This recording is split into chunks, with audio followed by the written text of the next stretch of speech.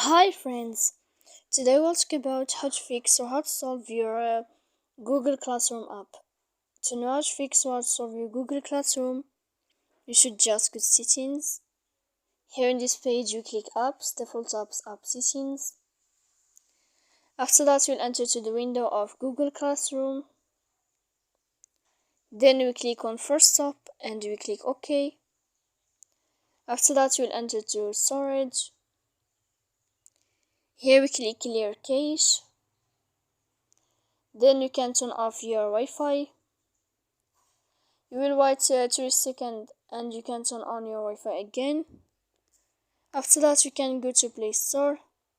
If you'll find in this blue sign update, you can click to update your app.